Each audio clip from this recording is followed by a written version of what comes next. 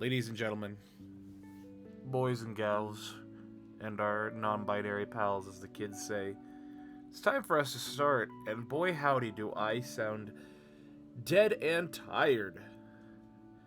That's because I am. Shinji, crank that soldier boy. When I... Ah! How is there a hype train? Doesn't make any sense. Oh, dear me. Oh, look at that. I could have sworn several things of those were changed. I'm gonna take that. I'm gonna put that over here because that's where it should be. Hype trains are for nerds. Ah, thank you, Bubbles. Alright, hold on. I could have sworn I changed that. My witch. There is the boy. That is me. That is I. Everything in my... everything is so bright. I woke up like an hour ago. And, oh my gosh. Not you! There it is. Alert box.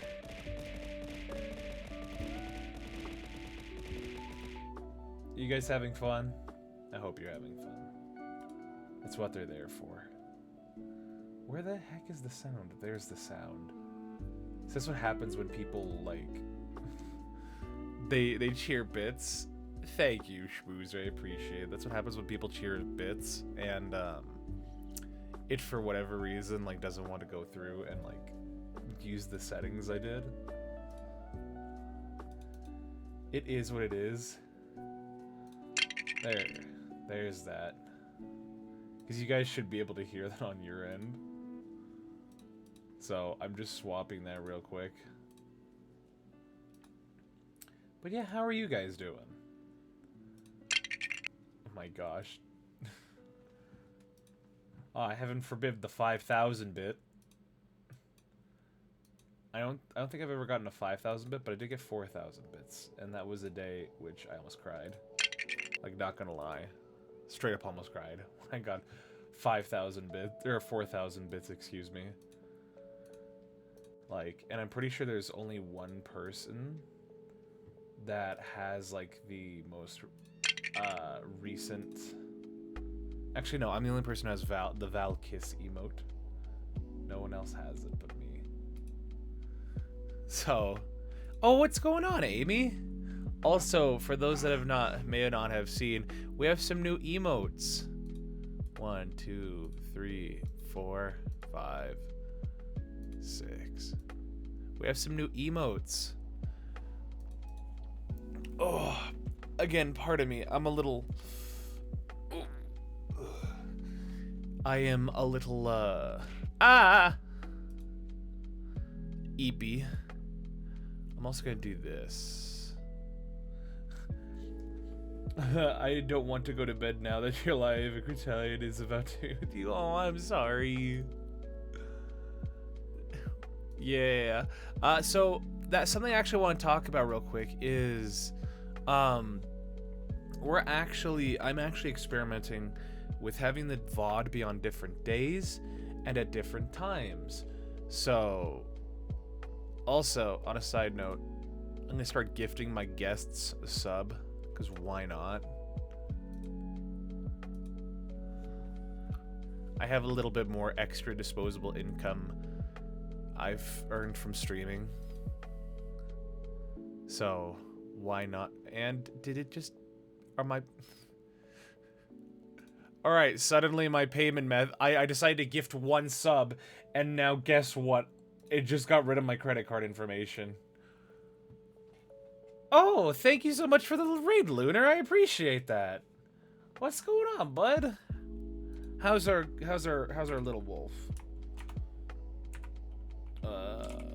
Shout out. Oh, and you brought Mono with you. Oh, heck yeah. That's awesome. How you guys doing? Hope you guys are doing great. I'm a little bit of a lower energy right now, but guess what? That'll hopefully change. We have ourselves the English English VTubers, as in from from Britain, from England, that area. So, but my goodness. Oh. So, sorry, back to what I was saying before. I'm experimenting with the VOD, and the VOD is actually going forward. A couple things are going to happen. Meaning, what I'm going to be doing is the VOD is not going to happen every single week. You were vibing in Minecraft? That's awesome. Minecraft's awesome. I freaking love Minecraft.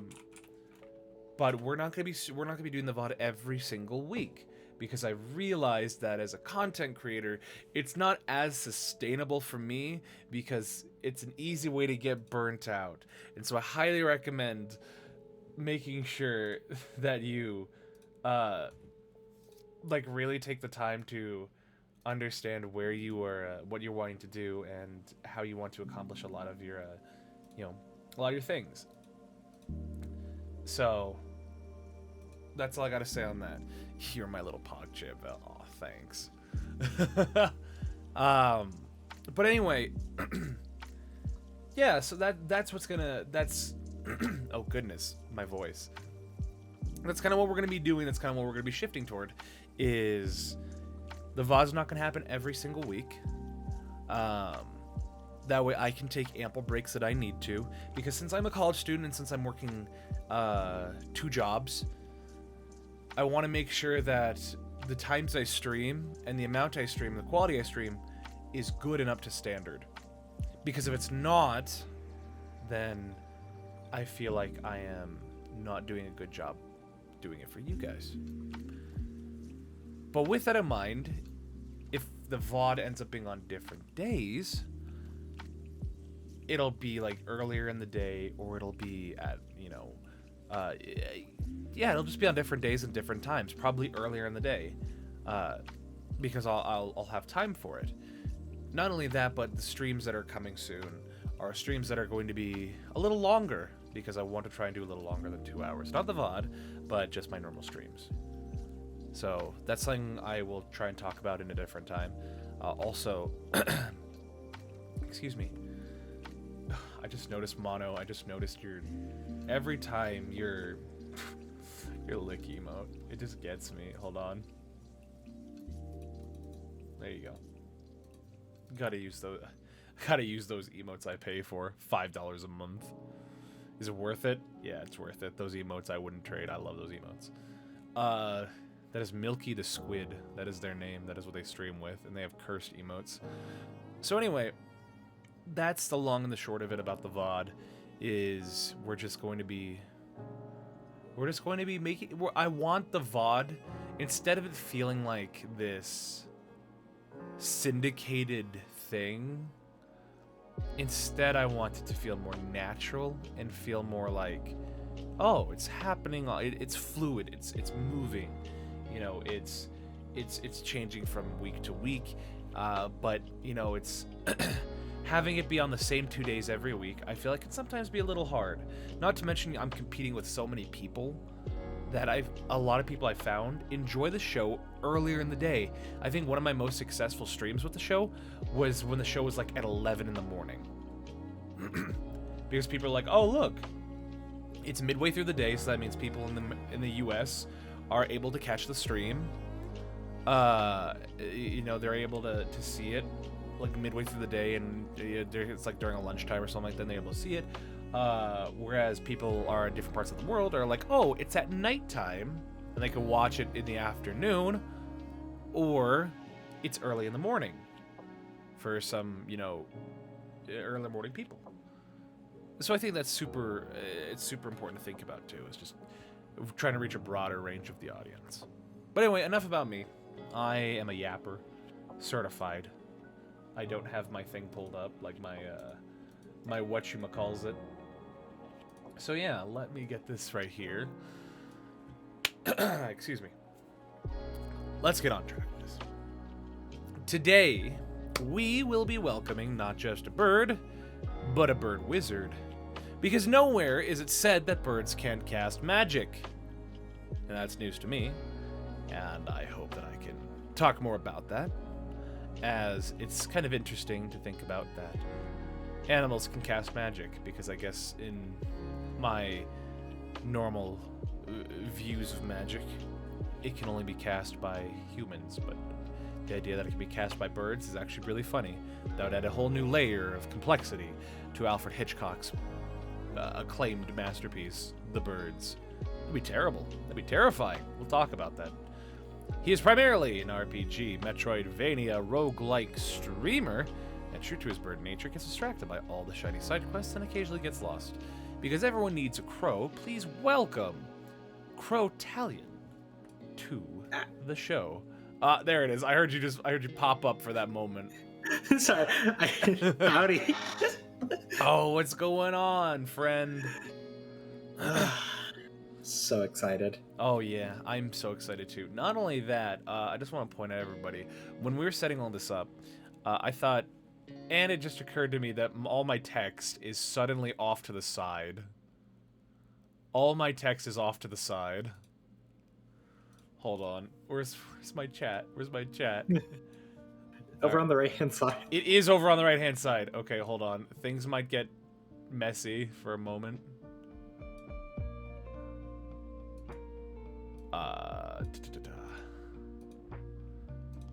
This is what happens when you're still learning OBS. Okay, hold on. Get over here. Animals are closer to nature and therefore more closely connected to natural resources, most magic. As a monster mother and world cuddler, I must know this. Oh, I see. I see. I mean, that would make sense. But perhaps we can talk about that a little bit. Crow. By the way, Crow, how are you doing today? I'm doing pretty good. I'm a little tired as well, but it's because I've been up since 8 a.m. Oh my goodness, then what are you doing here? Why aren't you sleeping? Because I didn't want to miss this. You and me both. That's why I set so many alarms. If you look at my phone, actually, fun fact, I have alarms on my phone for 15-minute intervals, from midnight until midnight. And so basically, if I'm like, oh, if I need to wake up at 6 a.m., I have an alarm at 6 a.m., an alarm at 6:15, an alarm at 6:30, and an alarm at 6:45.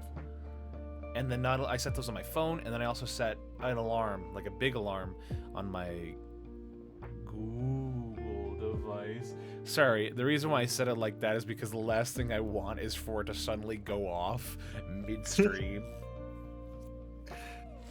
The good old Xbox Kinect turn off. On it. Yes. Like, I mean, the amount of times during stream when I say, "Excuse me, sir," and my phone picks it up as me saying Siri, and it just completely wrecks my tracking, is pretty funny. But it is what it is, and technology will never be any different. But anywho, it's time for me to ask my first, and in my opinion, my most important question, that is, Crow, who are you, and what is your story? I really just, I'm just a small streamer that decided that I wanted to get out and do some streaming to kind of get a social life, if that makes sense. And I just focus on RPGs and stuff because those are the games I like playing. And I figured if I build it, they will come. Yeah, I mean, that makes sense. A lot of people, I feel like, on the internet these days are really gravitating toward the RPG scene of a lot of things. Because at least I remember growing up. I mean, you're about 3 years older than me. So, you know, not that different in age. But I say we grew up with what big RPGs came out around the time we were probably kids, because the one that strikes me the most is Final Fantasy, but I never played Final Fantasy. I was never a big Final Fantasy guy. And I want to say it wasn't until high school that I met one of my longtime friends and my head mod, actually, where I found out that I found a small, relatively unknown game called Persona 5. I don't know if you've ever heard of it. Uh, and it's like without going too much into detail for those that for whatever reason don't know what Persona is. I'd say perhaps is currently the most famous modern RPG. And I say modern because, and this is my opinion, I'm not saying it as a fact, but I say modern because I don't think there's been any other turn-based RPG that has had a bigger, like, explosion in attention and view than Persona 5 has. But, like, I'm not an RPG guy, and that's a game that I've sunk a lot of hours into, and I just love. So, I don't know, what are your thoughts? My immediate thought was Baldur's Gate 3. Really? I have not played Baldur's Gate. It's turn-based in combat. It's not because it's a CRPG. CRPG. So it's like the classical. It's like that top-down. Ah, like Diablo. I've never played Diablo actually. Neither have I. I just know of the game. But no, I've heard a lot of good things about Baldur's Gate. I mean, it doesn't interest me as much, like, because like it's a big on the whole D&D aspect of things. Like that's what it is. It's like it is D&D. It's 5e. It's 5e. Oh, I know it's 5th edition. I don't play D&D. I don't know a lot about D&D. I've played like twice in my life, so I don't know much about the ins and outs of it. But you know, a lot of people love it, and a lot of people apparently a lot of people like seducing other characters in that game, and that's like a big part of it for whatever reason. So the game is a classical RPG, but really it's a dating sim. Oh, I see. Yeah, it's all your followers, all romanceable, I think. But why? Am I missing? Though? Why not? I mean, I get it, but like, I don't see the appeal. I mean, I see the appeal. I just don't agree with the appeal. Nah, it's legitimately though really really fun. Oh, no doubt. It's actually the game that got me more back interested into RPGs. Because I had gone quite a while where I hadn't really played too many. Mm-hmm. And then I started playing Baldur's Gate 3 around the time it came out, August, I think. Yeah. Was that last year? Yeah. What? Oh my gosh. Yeah. Oh my god, it's almost been a year. Holy crap. Time flies. And so it just kind of reignited the passion that I had for RPGs, because you talked about an RPG and like back around, because we're similar in age, when we started. The first game I ever remember playing, Pokemon Yellow. Pokemon Yellow. Mm-hmm. Huh. And Pokemon's are RPGs. I guess it is. I never really thought about it like that. Yeah. See, and that was the big one. I want to say the first, because again, Pokemon was not something I played a lot of, but well, actually no, that is vastly incorrect. I got a DS and I got Pokemon Diamond and Pearl, and those are my intro to Pokemon. So I didn't play any of the Game Boy ones because my older brother played like Emerald because he got that when he was a kid, and then my oldest brother had I think Blue. So yeah, no. I guess a lot of me and my siblings, we played a lot of Pokemon, and then Pokemon Platinum came out, and then oh boy, I put so much time into that game. They're just good games. They are. Yeah, I actually I stopped after Diamond and Pearl, and picked up the series again with Sword and Shield. And then went back and played Black, White, Y, Omega Ruby. Basically, the generations that I skipped, I went back and played through them all. Oh, there you go. Yeah. Yeah, at least in my eyes, like, I don't have an intention of really getting back into Pokemon. I don't know. I just the 3D style, I guess, just turns me a little bit off. because I really like the 2D sprites that are in it.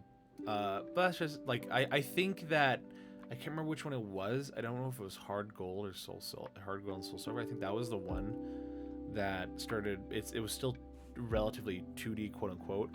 It was I think 2.5D, which was still that 2D aspect, but they had sort of 3D models that ran around and did things. It was either that or I think it was black and white. I don't remember. It was black and white, I think. Okay. I think it was because Gen 5, which is black white, and black white 2 is when they started transitioning, and Gen 6 was the full moving to 3D models. I think black and white were really cool in concept, and I wish they continue with that. Because, like, I don't know, it's just something, there's something, like, really magical about the 2D aspect of Pokemon.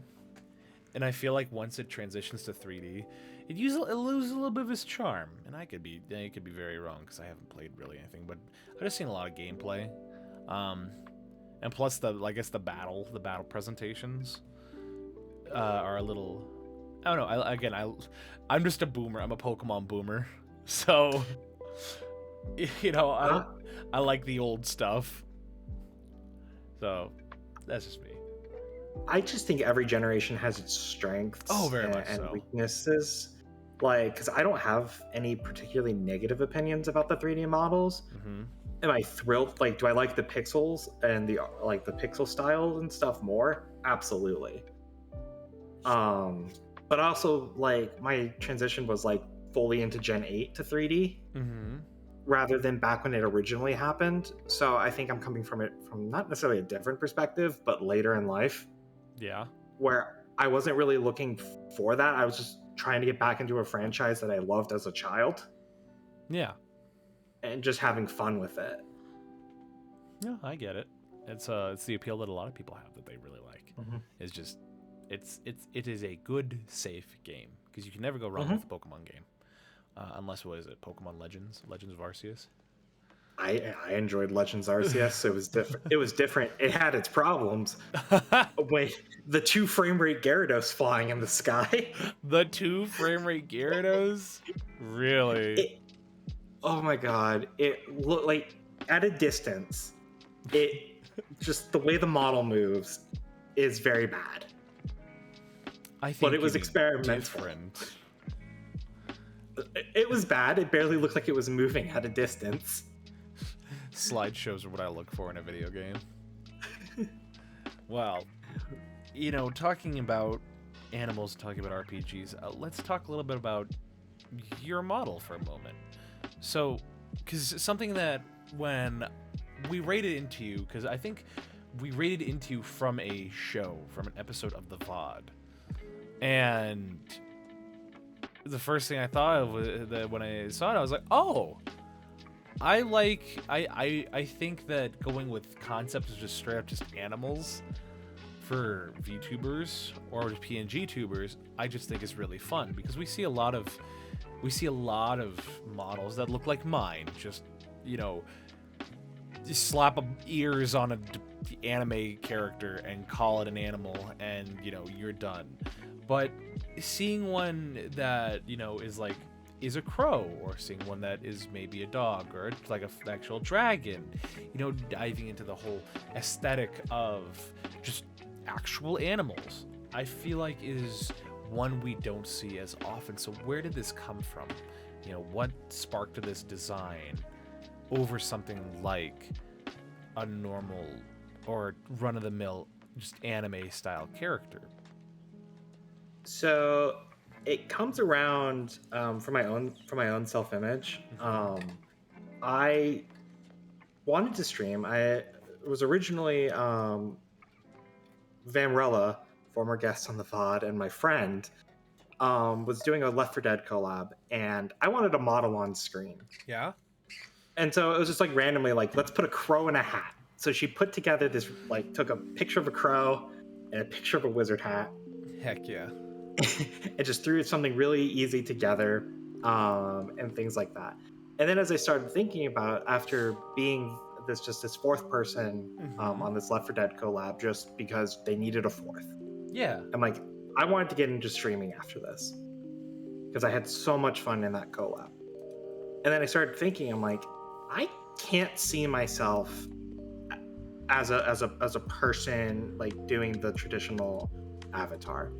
Yeah. It doesn't mesh with me in a way to describe it because maybe it's tied to my own mind and how I see myself. So I'm like, let's just stick with this crow concept that I jokingly came up with. Yeah. And it is by far one of the most common things I get comments on is that I am an actual crow. Sometimes little guy is truly the best way to be perceived, I'd like to be honest. Yeah, King Burb, I agree. Welcome. Welcome. Freaking love that name, King Burb. Hell yeah. Anyway, I just like the name Burb, or the word Burb. It's just fun, because like I used to have a lot of like fowl, and when I was back home in Las Vegas, and excuse me, we had ducks, we had geese, we had chickens, we had pigeons, because pigeons can be the domesticated and bred. A lot of people don't realize a lot of pigeons are domesticated, and with that, you know, we just had all these birds, and so I, especially having pigeons, because we raise pigeons, you know, I grew a deep sense of fondness for birds and how important they are to the environment. And so, you know, like I said, seeing a bird or seeing a crow is just fun. It's just, I like it. It's a really cool concept. And so, how did you settle on this design right here? So this design came out as I was looking around. The artist behind this is Squabi, who is somebody I consider a friend. They're also another streamer. And once again, Vam was crucial in this aspect because I was looking for artists. And part of the reason I got into streaming was I have pretty bad social anxiety, and I wanted to start working on that, like actually start working on that. Yeah. And so Vam basically, like, I was looking at artists and I'm like, I could never bring myself to reach out. And Vam was like, Squabi's an artist, you know Squabi. She put in the request. Yeah. And that's kind of how, like, what it was. And all I really cared about was having a fluffy hat and being a crow. A fluffy hat and being a crow. Yep. I love it. Now, the question that I guess I want to follow that up with is, do you intend on modifying or doing anything like more in the future with this, or are you kind of like dead set and realize like this is just kind of how I like and this is how I want? I may do updates to the crow, maybe change from the PNG to maybe live 2D, things like that. But the base concept will probably always be the same.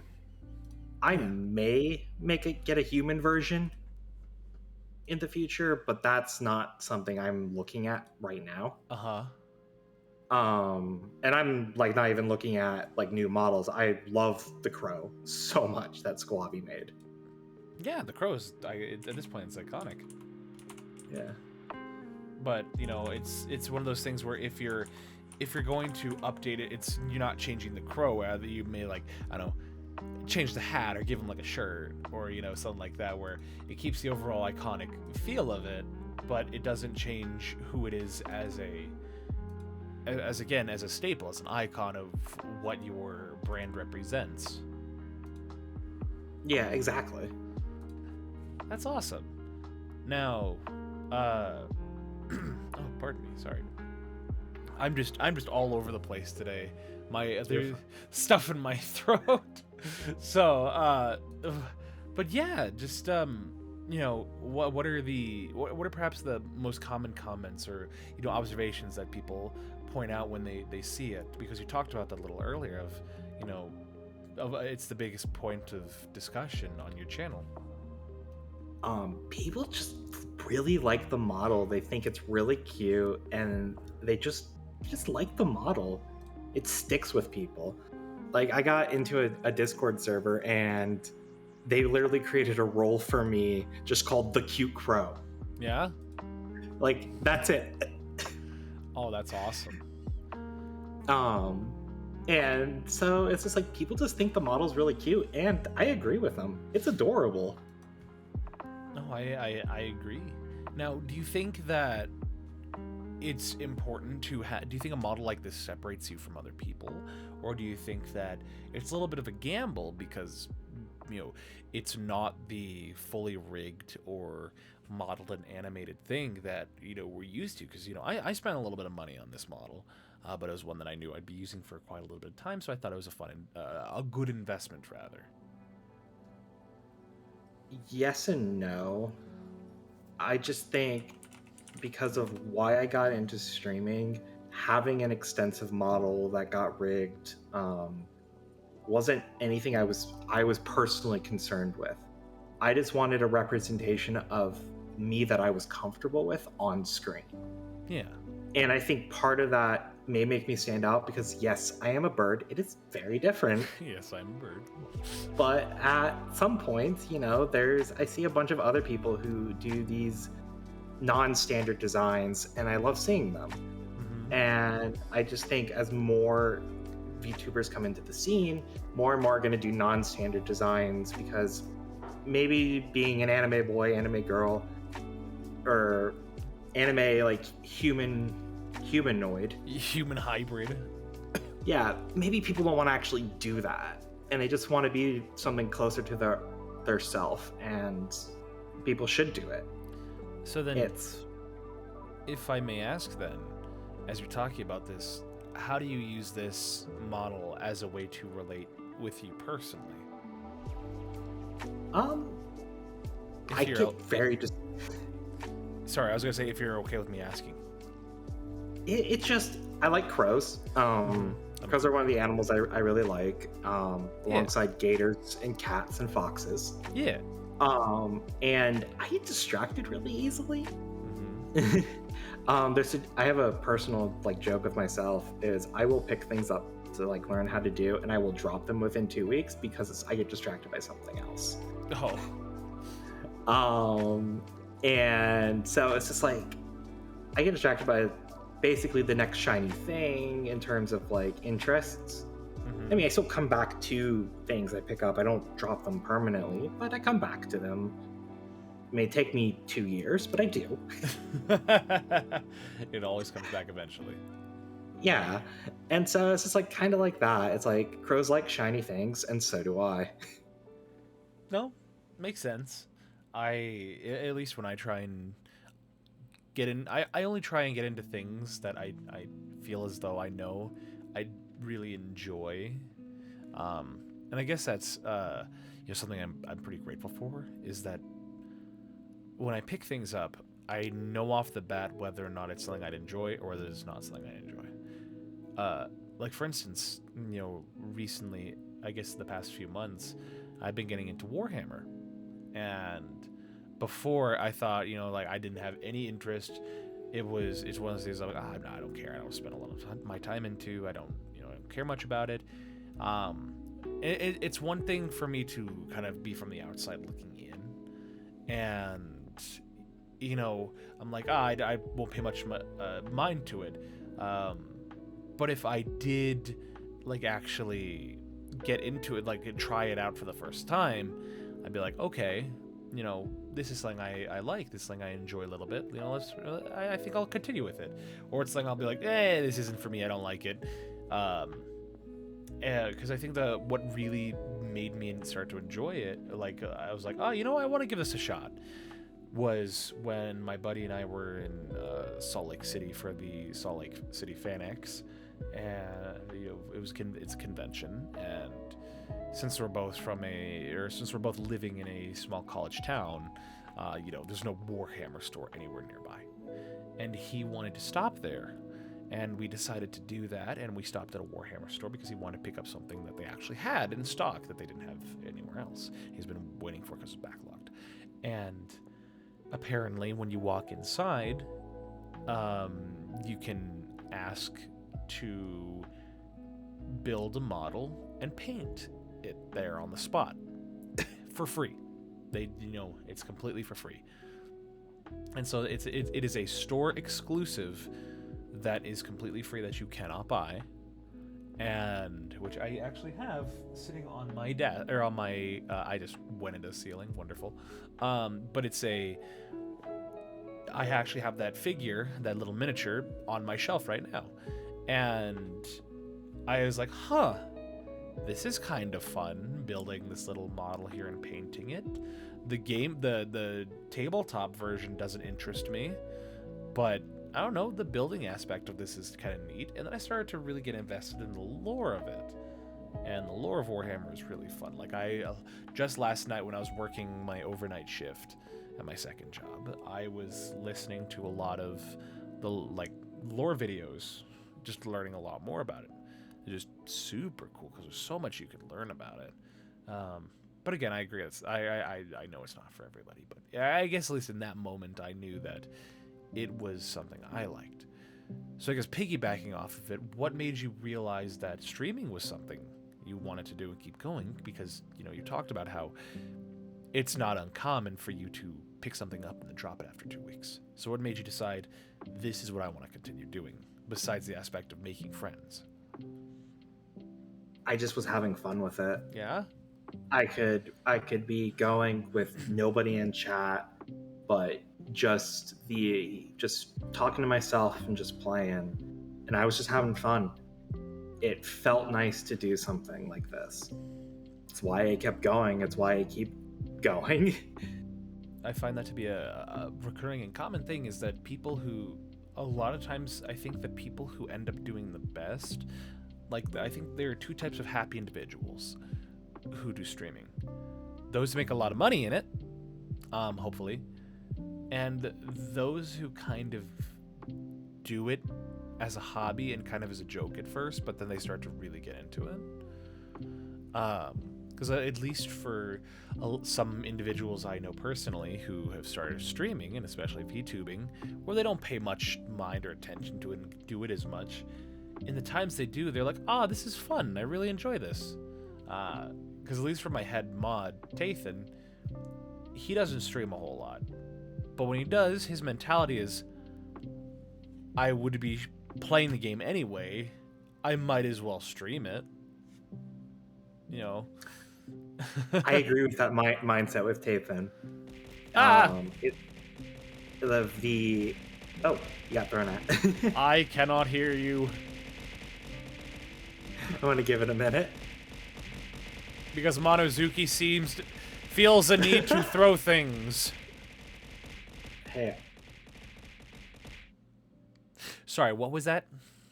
No, I was waiting for the throwing to finish up. Wow. Oh my gosh. What's going on, Nick? It's still going. It is. I see the little redeems. We good? Okay, I think I can answer now. Yeah? Okay. I agree with Tathan's thought of... My gosh! I can't chuck no more, so you're clear for me. I don't trust any of you in this moment. You don't trust me either. No, I trust you. Sort of. Oh god. Okay, I was at Tathan's thought about it. If I'm going to be playing it, I might as well stream it. I agree with that because there have been games that I have owned for years, never beat them, and getting into streaming allowed me to actually finish them and actually play them. Nier Automata was a big one. Oh. I had started it. I'd played it for about 45 minutes back in 2022, and I actually beat it a couple of months ago, I think now, with all the way through the last ending. And I never would have been able to do that without streaming. I probably wouldn't have picked it up again. I see. Now, as you continue to do this, what has been the overall kind of mindset or thing that you try to keep in mind as you've continued to stream? Because I know some people, they have like these, they try and maintain these positive attitudes when they stream, or some of them just straight up were like, oh, I don't care what happens, I just want to go live, I think it's fun, whatever happens. Mainly what keeps me going is I just know that sometimes there'll be bad days and there'll be really good days. And I'm just going to keep going because I want to keep going. I'm just going to keep pushing myself and keep going. There have been days I have ended stream and I have been not in the best headspace. Yeah. But it happens. It's okay. You know, there will be days like that. And then I just launch stream whenever I'm schedule myself next to. And I just go in it with a positive attitude for that morning. Or that night, actually. And my main goal is like, I just want to play the games that I like and finish them. And the worst times that I have on stream, where I think I flounder the most, are when I'm in between RPGs or metroidvanias, when I'm in between games. Because then I'm lost. I don't know what to do. Yeah, it can be a hard thing to do, to find motivation or continue going when it just, there's so many things that beat you down. And I think that's kind of one of the best mental attitudes to have, is just, if I just hit live and I just go, I just want to go. And if I don't feel like it, I just don't do it. And I always bring up Rinkia as my example of what I think the most healthy way of streaming is. Like, if you're not doing it as a full-time job, is go live, have fun, and you're doing it for yourself. Like, another individual I had on the show talked about that was Gremlin, and when I asked him about it, he said that when he brought up the idea and the feelings he had toward his chat, he essentially said, look guys, I love you all, sort of, but I want you to know that I stream for me, and I play games for me, and I do things for me, because that's the most important thing. Is if I don't, I'm going to not be in a good mental state. And so you can recommend games and you can recommend me to do things, and that's fine, but for the most part, I am going to be playing these games, I'm going to be doing these things because I want to. And if you don't like that, that's okay, you can leave. But I'm going to run my streams the way I want to run it. And he said that he lost about 20 followers like after that stream. And he was, I think, probably about 100 followers, which on Twitch, losing 20, that's a lot. But he said it was the best decision he made, because he set his expectations with his chat, and he's like, look, I'm doing this, and, you know, if you don't like it, tough, you know. No, I agree. Like, and like, that's kind of the mindset I have. Like, I'm gonna play what I want to play, and like, I'll definitely take recommendations, but it's my stream, not chat stream. Yeah, I think that's a very important distinction to have. Of you're with me, and I love that you're here with me. At the same time, we need to make sure there's a little give and take, because I feel like as content creators, we often don't think about how important that is. Of just, content creation is a two-way street. Now, I know some people err on the side of really appeasing chat and doing what they want, but my goodness. Oh, thank you, Finch, for the 100 bits. I appreciate it. Also, on a side note, a fun fact, guys, if you cheer bits, you get to throw 2 times as many things at me. So, Finch just threw 200. Okay. Had the shameless plug. That's what supports the channel. That's how I gift people subs. The money I make goes to paying my artist and gifting you guys subs. But yeah, that's why was the hydrate item a burger? Oh, because I haven't configured the thing where my hydrate, it just throws random items instead of just Dr. Pepper. But yeah, if you do the biddies, you get you throw twice as many things as you cheer. So just keep that in mind. Because I'll keep it brief, I'll keep it short. But anyway, I'm sorry. Back to the content creation thing. So we oftentimes see content creation as somebody who's singing and dancing in front of an audience, and you're at the mercy of an audience. But it's actually quite the opposite of you're entertaining people, but you're not at their beck and mercy. Now, I know some people do that, and you know, it works for them, but they tend to be in a position where they allow themselves a little more comfortability in order to do that.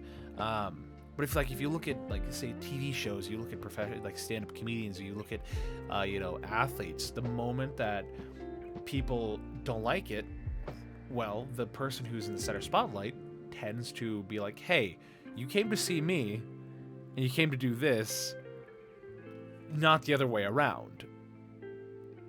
And so, I want you here, but at the same time, you wanted to be here. So it's definitely, it is a two-way street of give and take, where if you're going to be doing content, you're going to be doing things like, I by all means want you to be here, but just know that I'm doing this because I want to, and you happen to like it. And so let's keep that relationship going. Because I feel like when you start to change that dynamic, that's when it starts to feel, it's like a relationship that just doesn't work. It's like, suddenly one side is not being fulfilled. And that's not a good relationship to have. What do you think? I mean, I agree. It is give and take. I know so often on YouTube, like you're looking at YouTube content or like general Twitch content, it feels like not chat is all take, but it kind of like feels like maybe some viewers do, or some streamers do too much, like to appease chat, and then like sometimes chat just needs to be told no. I agree. Because like oftentimes people who are not told no enough in their life tend to carry a lot of that in with a lot of like interactions. Yeah, what's going on, Novum? I'm doing great. How are you doing, Crow? I'm doing great. Anywho, yeah, it's just when you're not I feel like when you're not told no enough, you tend to not know when to stop.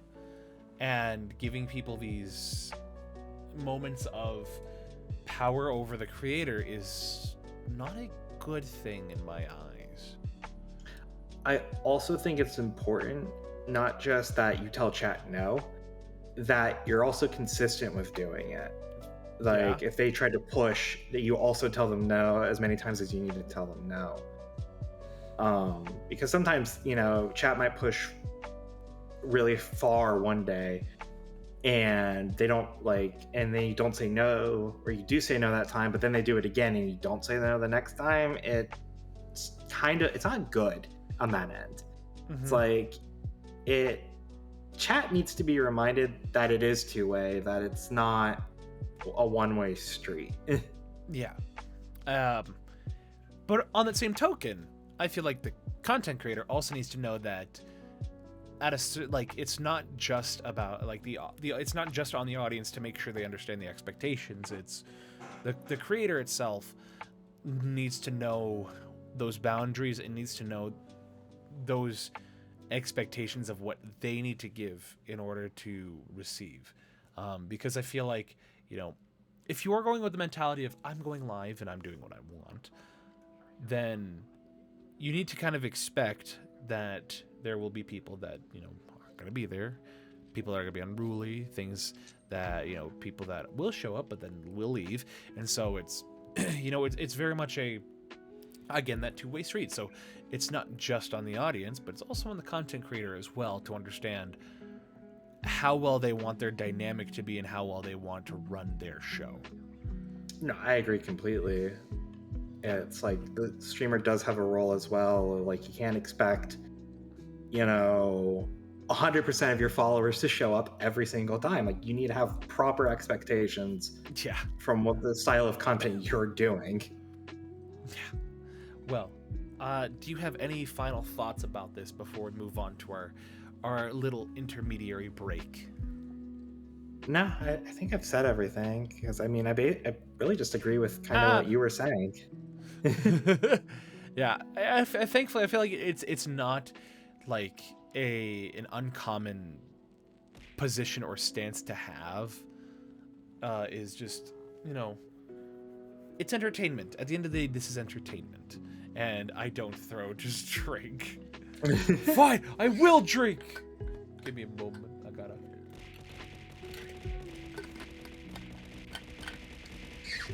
Thank you, Novum. I appreciate that. Good. Yeah, of course.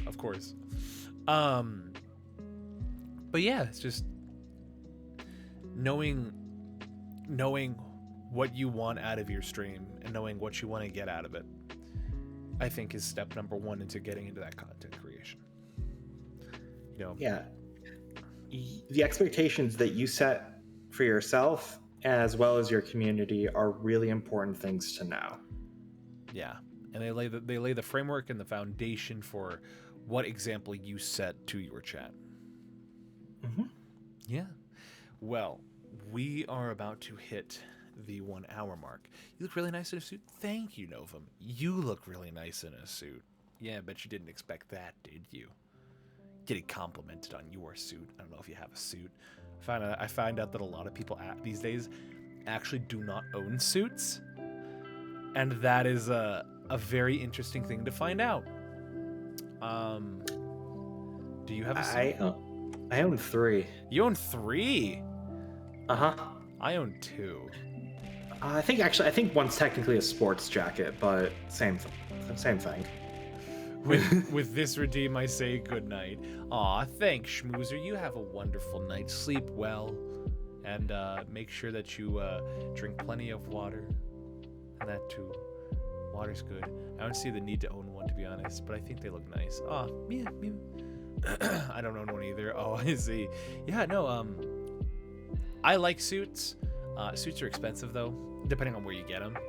Oh, they're so expensive. But I own 2 suits that I only wear for certain occasions.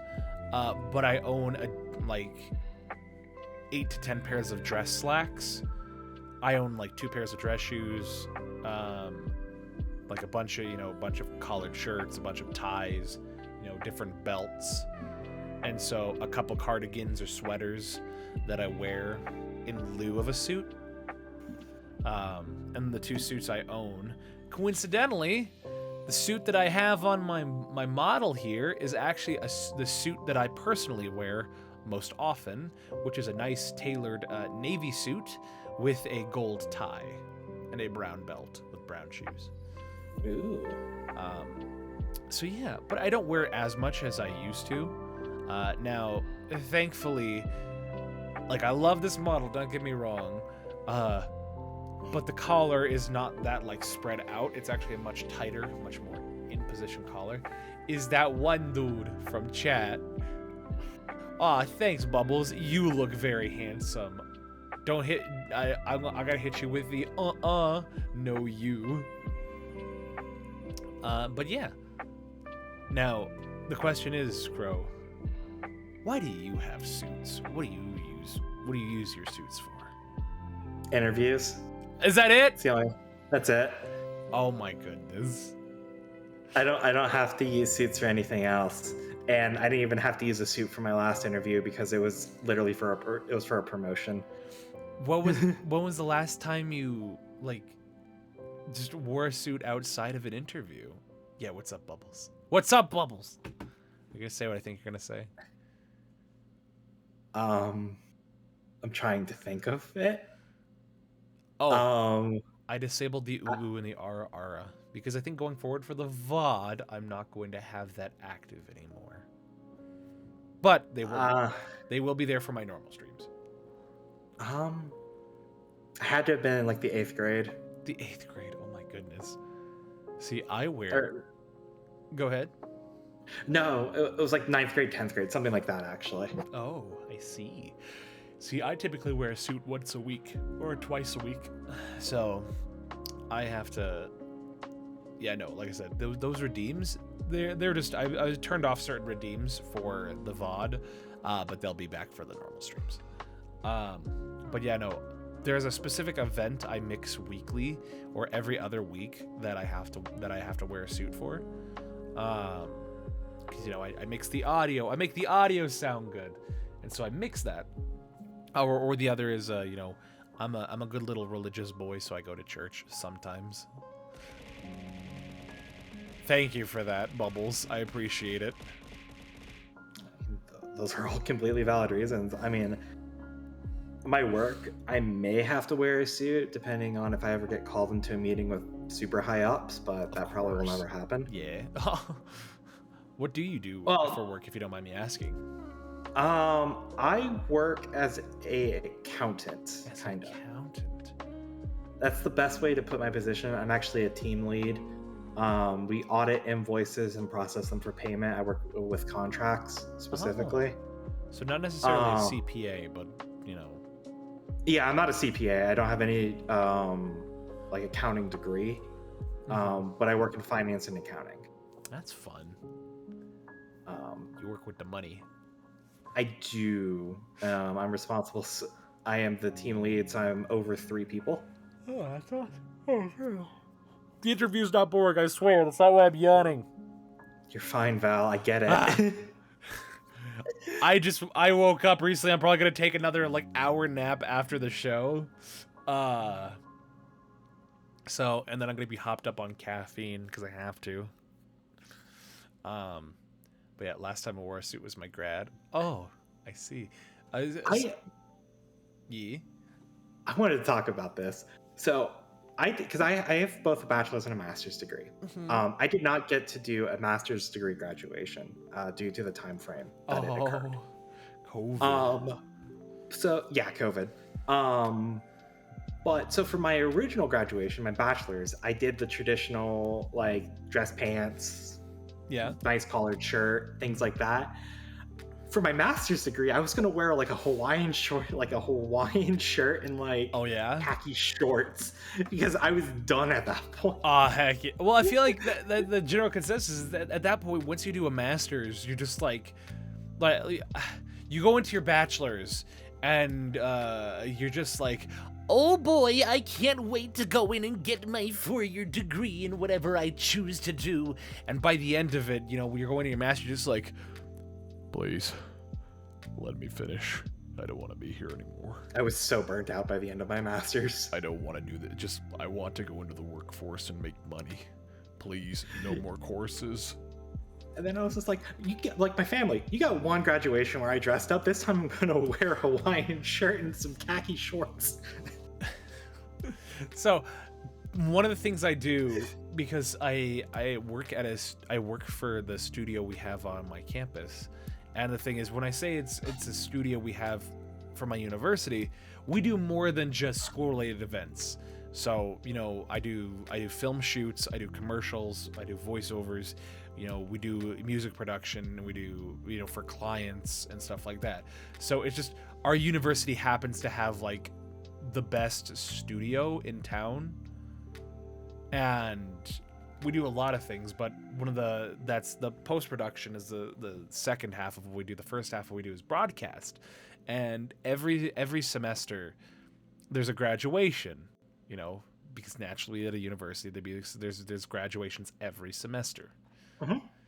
And let me tell you something, I had just mixed the audio. I was doing the broadcast audio for one of the local high schools that decided to have their high school graduation here. And see, that school was taking it so seriously, and they were doing so much with it. And all of us who've done it before do it every because they only do high schools do graduation once a year, whereas we're doing it every semester. And so they're all like, it's so important to them. I understand that completely, but in all of our minds, as we're doing every 4 months, we're just like, all right, hurry up, nobody cares about this, everybody wants to go home, because for graduation, a lot of people don't understand. Like, a lot of the family doesn't understand. The person who's graduating just wants to, it's like a wedding. At the very end of the wedding, people just want the wedding to be over, because it's so tiring and it goes on for so long, and the events leading up to it, you're just like, please let it end. I just want to go home. I just want to go home, shower, and watch Avatar: The Last Airbender. I feel that so much. My high school graduation was outside. Oh, in the heat. No, it was like 80 plus degrees. And my high school was like, you need to be dressed up for this, we won't let you walk. I'm like, it's a high school graduation, it's not that serious. Oh my goodness. Yep. No, that's exactly what happened with us. Like, I wore my, because again, I graduated in the city of Las Vegas, and so it is a very warm and it's a very hot time, because I graduated, I know the exact day I graduated. It was May 28th of 2018. And so when I graduated, it's at that time, the average temperature, I want to say, is let's see, average temperature, it's probably what, 80s, 90s? I wish. I was about to say, I was just in Vegas like a month ago. So was I. Were you at Sick New World? What? No, what is Sick New World? That was a metal festival that I went to. No, but I was in Vegas at that time. No, I was back home because I was going to the Las Vegas Level Up convention.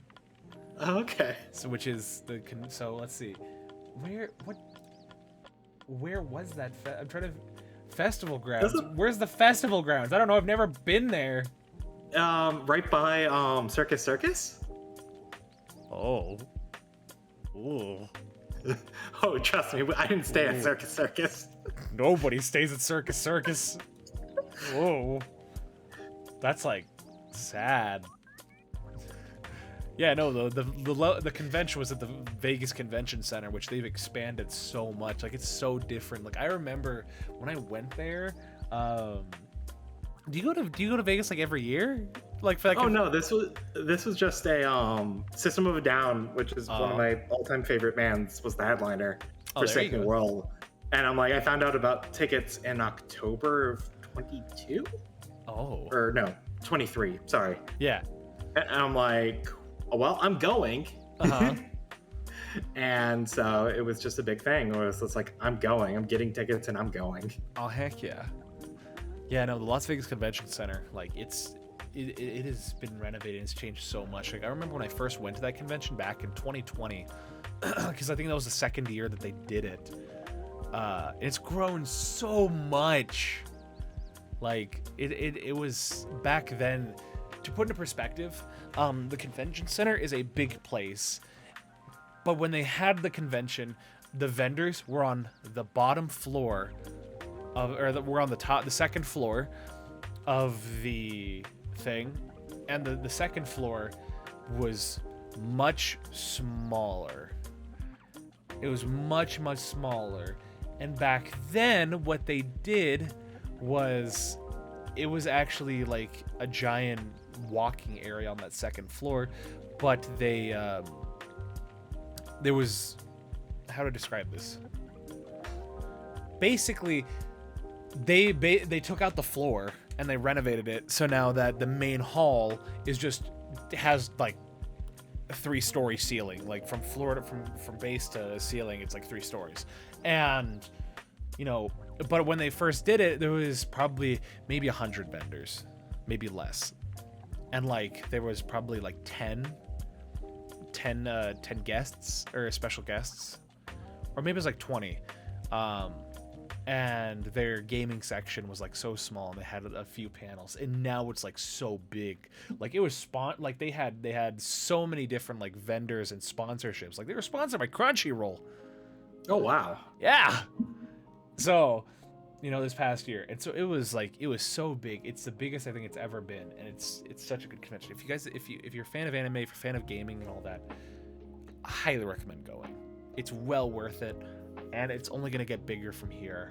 I freaking love it. Now I hope to go to Comic-Con one year or go to Anime Expo, but until then, I love the Level Up convention, and I'll continue to support it. Yeah, I need to do more cons.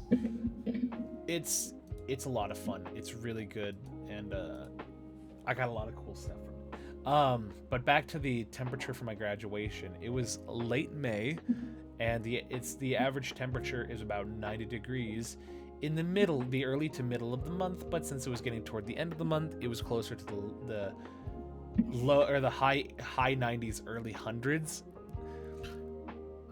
That just sounds so miserable. Thankfully, we were in a stadium, a closed stadium with air conditioning. So, no graduation outside. It was... What? So jealous. Yeah! Well... I'm so jealous. I want to say my graduating class was like 600 to 800 people. Holy crap. Yeah. That's a lot of kids. So, we had a lot of people. So, the class of 2018 was a big class. It's because all the 2000s kids, the annoying 2000s kids. That's me. But yeah, I did the whole. It was essentially everything but the suit jacket, and then having to wear the gown. I graduate with my bachelor's next year, and then I'm gonna go to the workforce, and I'll debate whether or not I'm gonna be actually doing my master's.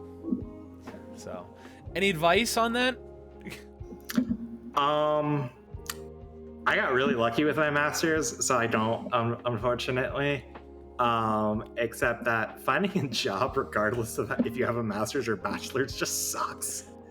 That's the beauty for me, is that because of a family connection in Hollywood already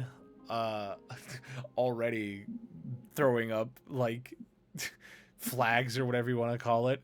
It's not nepotism, I swear, because it's not union. No, but anyway, he owns a studio. He owns his own studio, audio studio. But even then, I essentially have a job at a recording, like an actual a voiceover and ADR studio in Los Angeles.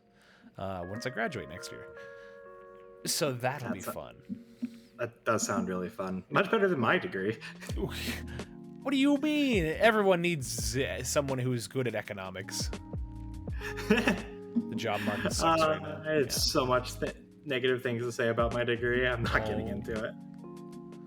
High five. I will high five you. Oh, hold on. High five. I just smacked my mic, but there's your high five. What was I gonna say? Yeah, so my family, who all like works in trade jobs, it's interesting seeing where they have their incomes and their livelihoods for that, because of the nature of trade jobs. So, but that's an entirely different discussion for a different time. Because as for now, it's time for us to kind of do a little bit of a nice little break, where we talk about something on this show that sparks a lot of conversation, a lot of discussion, because people really like this, and also people really hate it. So, do you know what we're gonna talk about? I'm gonna go into. I really wish my memory wasn't failing me right this second. This is me being bird-brained. So, love it. So this is the point of the show where people who are watching typically tune out. We are going to be talking about... Don't you bonk me. Oh, hell yeah. The food chart. I see. You watch the show. We're going to be talking about the food definition flowchart. Now, this flowchart, for those that have not seen it, this food chart was devised by my head mod that he created in a drunken haze that I took, refined through countless interviews and countless moments of scrutiny from chat to where I've made a chart that is virtually unbreakable. Because any answer that you might have has an answer in this chart. Now, the purpose of it is we can take any food that will be eaten. And when I say food, see, that's where I just ask the question, is it going to be eaten? That way if you say, can I eat a tree? I'm going to eat a tree. That's technically food. It's like, all right, well, guess what? Now you can't stump me because now it's, are you going to eat it? Yes. We'll go through the chart. If you're not going to eat it, then don't worry about it because that completely changes things. But the idea is that we can take any food or any drink and categorize it, put it into one of 4 categories. A soup, steak, salad, sandwich. Now, what I like to do is I like to bring this up with all my guests, and I like to talk about this and ask them their thoughts on this food flow chart, see if they can break it, and see if we can take whatever food they throw at me and we categorize it. So, Crow, are you ready for this? I want to try my best. Unfortunately, I don't think my best is good enough. Nonsense. I think your best is good enough. Also, I need to stretch this a little bit. There we go. There, now it covers the entire thing. So, give me a food. Any food. What is your favorite food? Oh God. I'm gonna be honest. I really like eating charcuterie boards as meals. Like the cheese or the actual wooden board itself? Like, not the actual board, but like, you know, like a prepackaged charcuterie board that you can buy at like a grocery store with like the meat, the cheese. Hi, Pyrite. That is not true. Crow only eats cookies for dinner. A little bit of context. Before going live, as we were talking, I was talking about how I was thinking about getting like some ice cream because I have a tub of chocolate ice cream in my fridge, and I was just gonna probably yoink that and have a little bit of that because it, you know, it's soft on the throat, and so it doesn't hurt my throat as much. And since it's made of mostly dairy, it does not spark my indigestion, my acid reflex. And so I was talking about that. Crow's just like, yes, I want to get, you know, ice cream sounds good, but probably all the places are closed. However, this cookie place sounds good. So it's funny that you talk about only eats cookies for dinner. No, Pirate's a friend of mine, and I have literally like made the joke like, oh, I'm gonna go get dinner, and it's me going eat a 6-pack of cookies. And I've tweeted at him like deliberately just like tee-hee as I'm doing it. Oh my goodness. I mean, did I have to ask? Because this is actually, so I love asking anytime I'm in a big streamer's chat to see if they end up seeing my message. I don't really care much about it, but it's one of the, what is that emote? That is an emote of all time. I see. But me when I find those cookies. Me with the Dr. Pepper. Well, actually, I have I have a where is it? Come on. There it is. Oh dear, what was I talking about? The cookies. Oh yes, so I love to ask people. Finch is winning money. They're gonna destabilize my economy again. But I love asking people what their favorite cookie is, because especially if you go into someone's chat, that's a question for whatever reason I find is like anytime I go into somebody's chat, like even if they're a bigger streamer, like not of course not like the tens of thousands of people viewing, but like anywhere between, you know, a couple hundred to 1,000 people who's in there, you ask them what their favorite cookie is, somehow they'll see it and they will answer, because I've gotten a lot of interesting answers. Do you know who the Russian Badger is? I do know who the Russian Badger is. I freaking love the Russian Badger. I went into his chat when he was playing Lethal Company one time, and you know, blazing through his chat, and all I did was I said, "Hey Badger, what is your favorite cookie?" And of all the things, he saw my question. He says, "Easy, chocolate chip. I'm basic as hell." And so I'm like, honestly, respectable. So I have to ask, Crow, what is your favorite cookie? Okay, so I'm a little basic. Okay. But I like double chocolate chip. Like, Ooh. I do really like regular chocolate chip cookies as well, but it's the double chocolate that I just absolutely love. So what makes a good double chocolate chip cookie then? Um, Basically just it really is the chocolate and like the specific thing. It also I really like the cookies being fresh, Ooh. but when they're warm as well. But I don't think I've ever had a bad double chocolate Ooh. chip cookie. Ooh. What is a chocolate potato chip cookie? What does it even mean? Is it one of the ones you can buy in like a vending machine? I don't know. I've never heard of that before. That's a new experience. Yeah, I think my favorite cookie, it's, I think, a tie. So, I love peanut butter cookies, but I have the palate of an old person. So, I love oatmeal raisin. And a lot of people don't like oatmeal raisin cookies. I don't know why. Like cinnamon oatmeal raisin, it's a cookie that hits different. Like it is good. It tastes good to me. Not the raisins. You barely taste the raisins. They're like an accent. Okay. They're an accent. You keep them out. Don't you tell me to keep the raisins. I love raisins. Well, I don't eat raisins on their own, because if I might as well eat grapes. I love grapes. Oatmeal is perfect as is. But yeah, I like oatmeal raisin cookies. I think they're a very mellow cookie in my eyes. They're not my favorite, but I don't find them bad.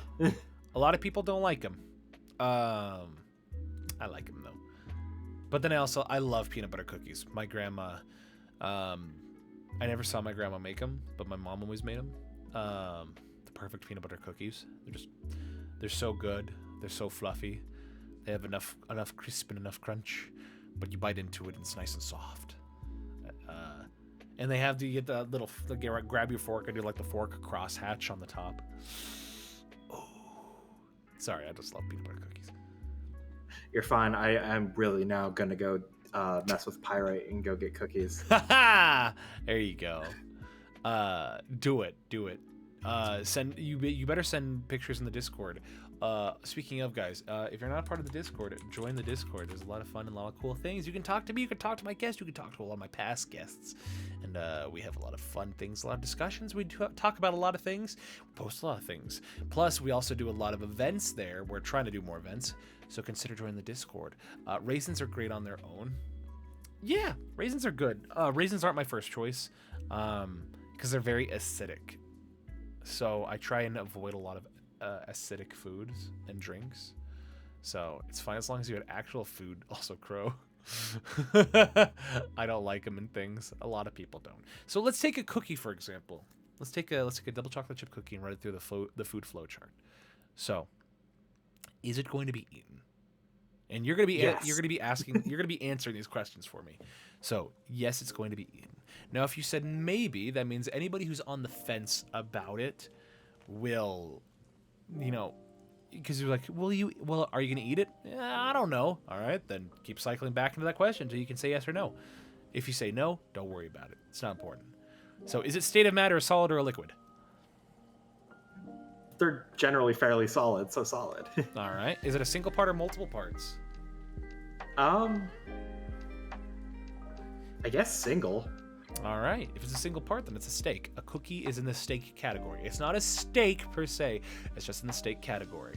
Now, before somebody tells me that, oh, there's chocolate chips in it, it's made of multiple parts, it's a single part. Or it's a single mass, excuse me. About to say, do you consider a car one item or multiple? There you go. Some people say car's multiple parts. No. It's multiple parts, but it's one item. If I say a watermelon is made, is that a single mass or multiple parts? It has seeds in it. It has seeds in it. That means that there's multiple parts. No. That's a single mass. Don't you kid yourself. That's a single mass. If it had multiple parts, that would be, you have a cookie with like confetti sprinkles on top and whipped cream. You make a cookie crumble. Is that my favorite dad tuber Abbott internal? Hold on. Gotta shout out my lovely boy.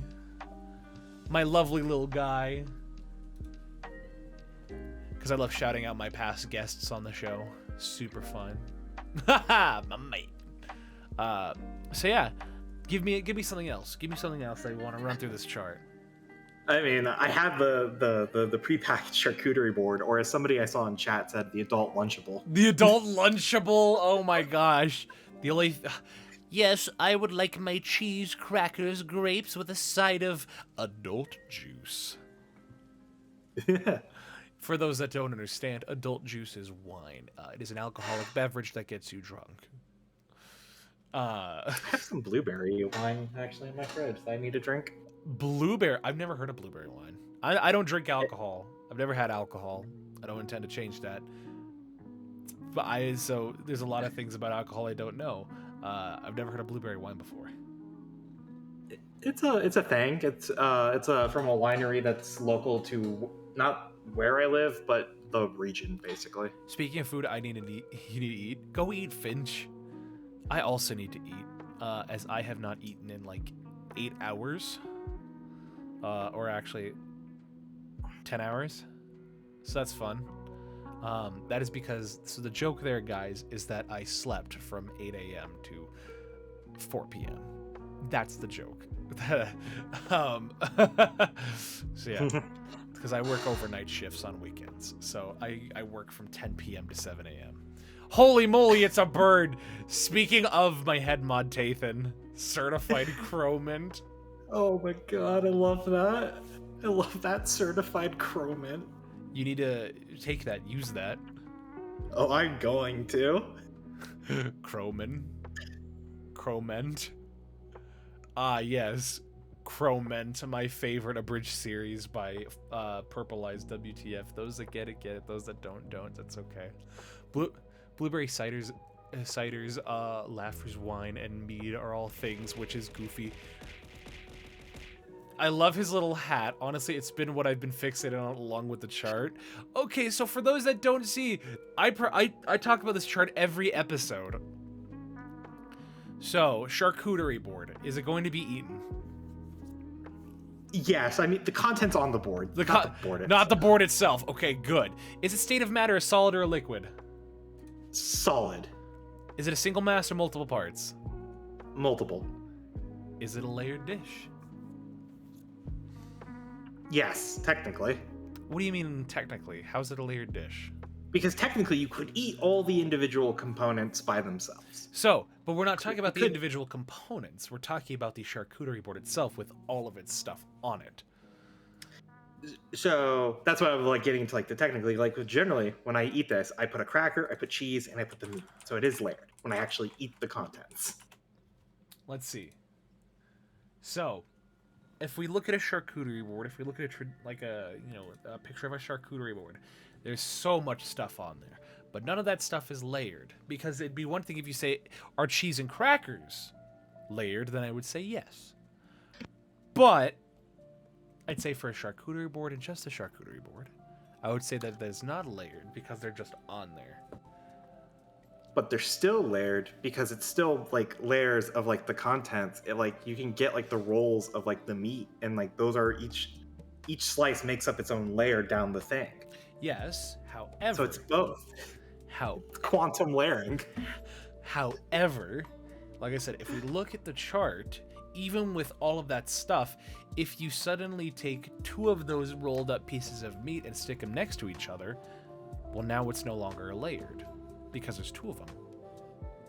But if it was just 1 of them, then it would be layered because it's just a singular item. When you see a board, the foods are typically stacked on each other initially.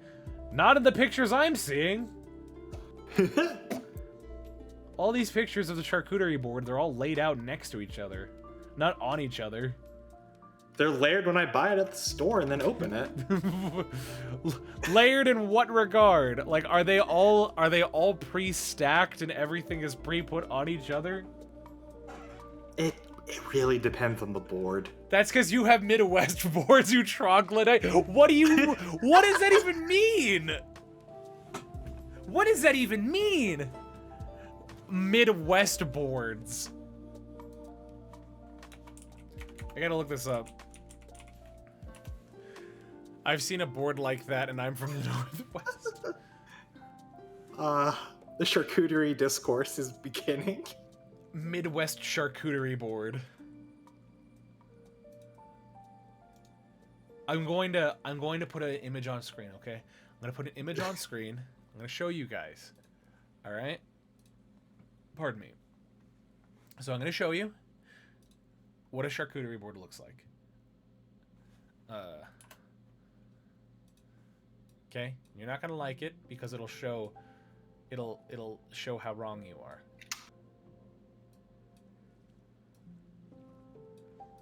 This is why chat doesn't like the chart.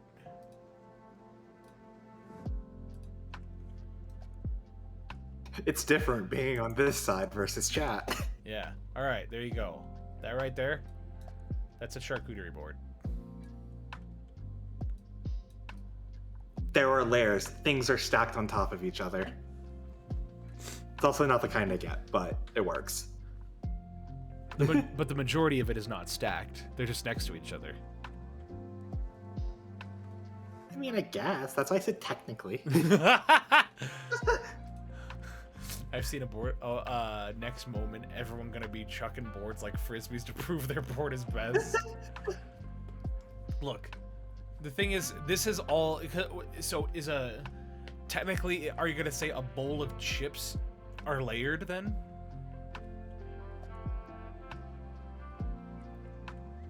I'm thinking about that.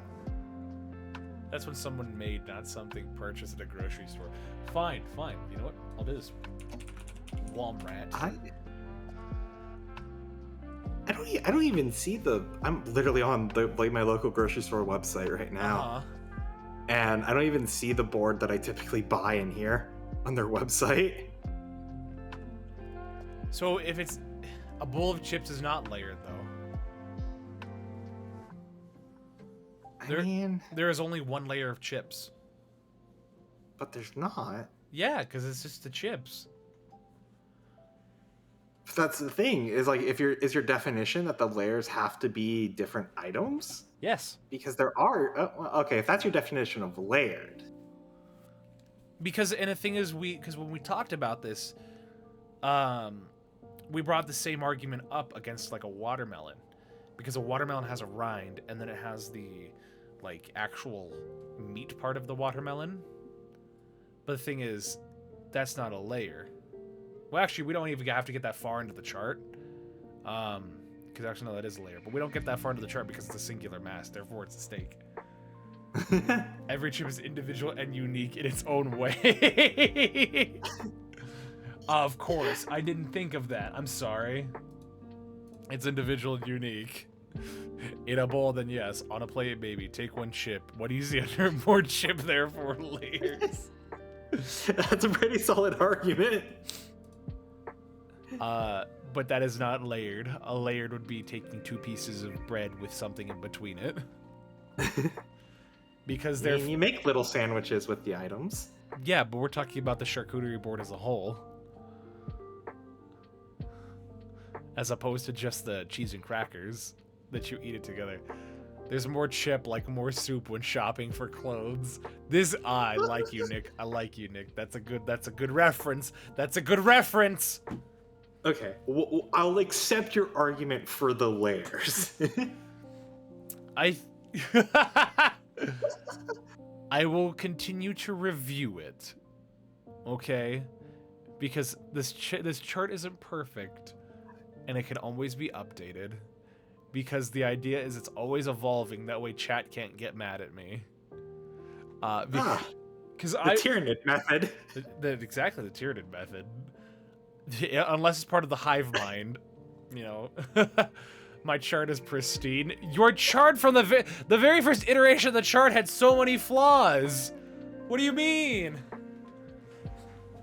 I still have that chart.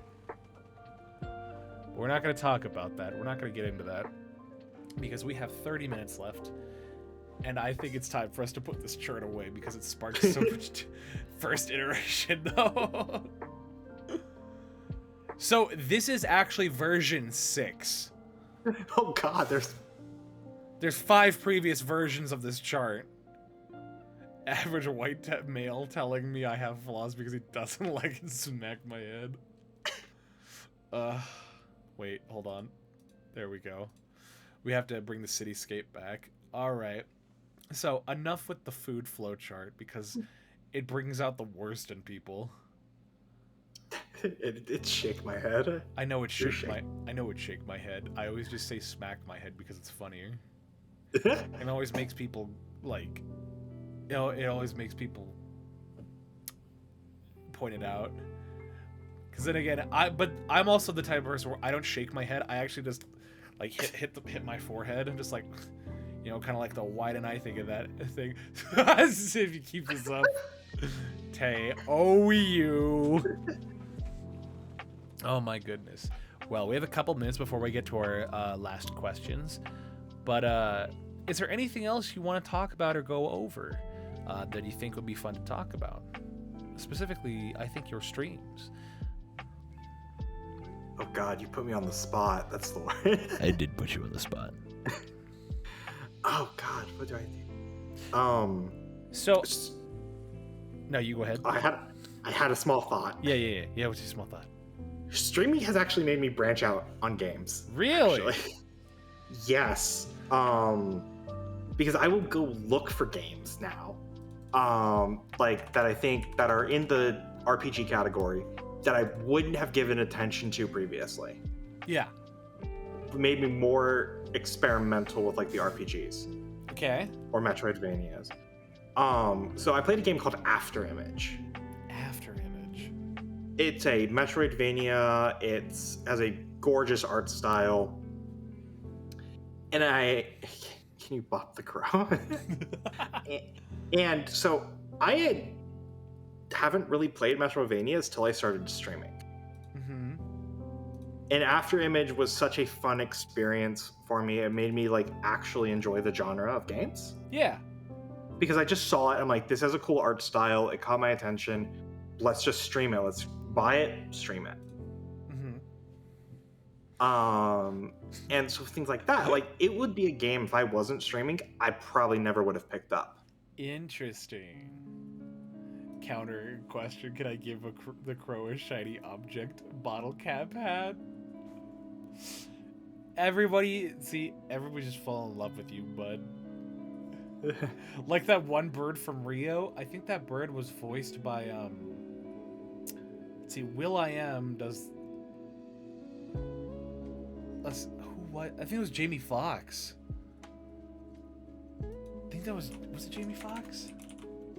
I don't know. I've never seen Rio. You've never seen Rio? I've never seen Rio. It's such a good movie. It came out 2011. Yeah, but I wasn't really watching that style of movie when I was about to enter high school. It's like a family movie.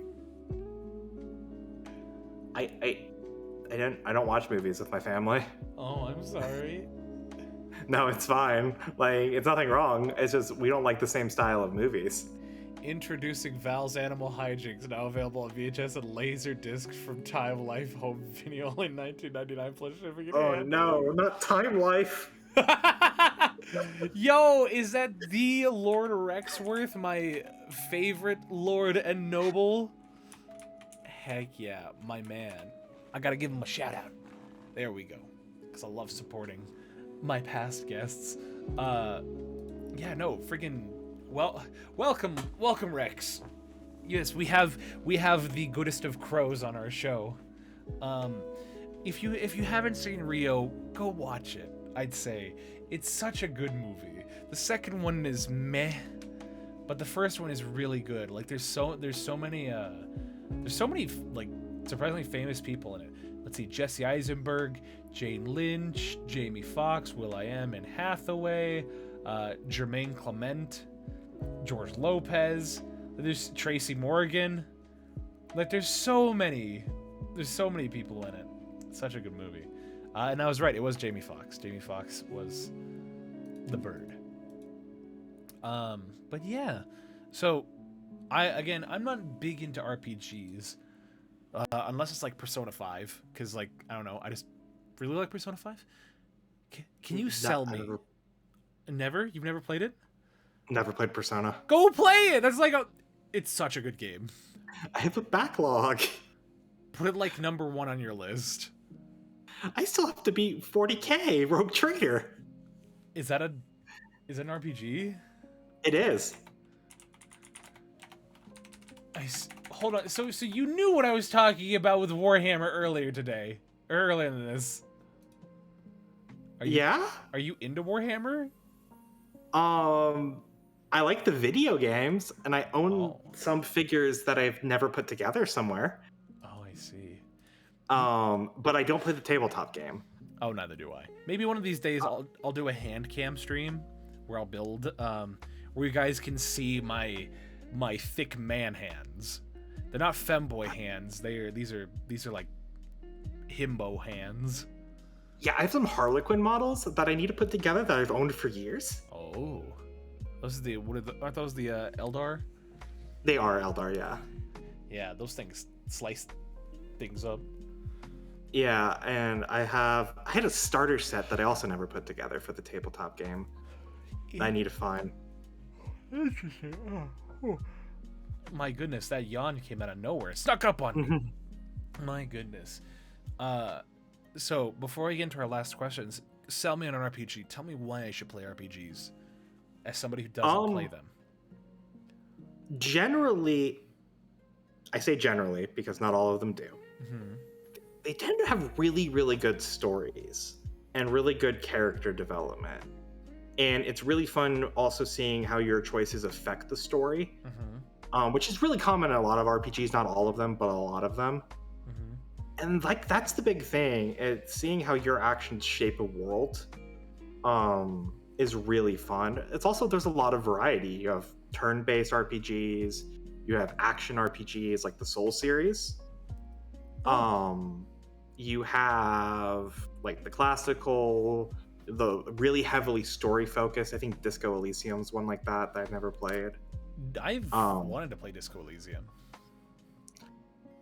Problem is, sometimes I have a really short attention span and I just can't focus. Yeah. And I'm like, I know I need to be really reading and in depth with Disco Elysium. That's why I'm like, I'll probably never play it, even though I've heard nothing but good things about it. Oh. Because I recognize, like, I'm just not going to be able to get into it in the way that to properly appreciate it. So then what? You go ahead. RPGs are just, it's a broad category. And yeah, you need a lot of time for a lot of them, but some of them can be beaten within 10, 15 hours. In a more reasonable thing rather than the standard 60, hours or whatever. Yeah. So then, what would be your recommendation for, like, if for somebody who's never played an RPG before, what game would you recommend? So, Life, the worst RPG. Thank you, Boomerang. I appreciate that. Very true. No. Generally, Baldur's Gate 3 is actually a really good introduction to, I want to say, classical RPGs, and just RPGs in general. Because, yes, it's based on D&D 5e. You don't need to know D&D 5e to play it. I have played D&D. I barely understand the rules or anything like that. Absolutely enjoy Baldur's Gate 3. And it's really well done. And things like that. Like, there's a lot of stuff that won't make sense if you don't know D&D lore, but you don't need to know D&D lore. Like, it makes sense within context of the story itself. Like, you don't need to know certain, like, deities, like, who they are.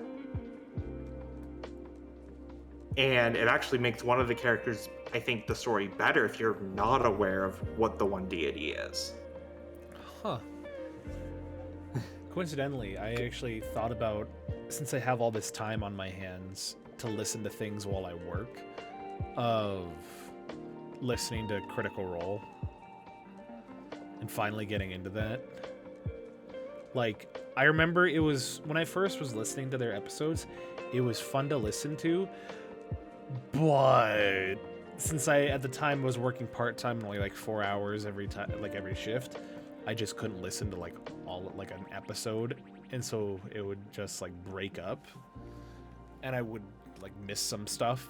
And so I'm like, now that I work overnights, maybe I can listen to it and understand things.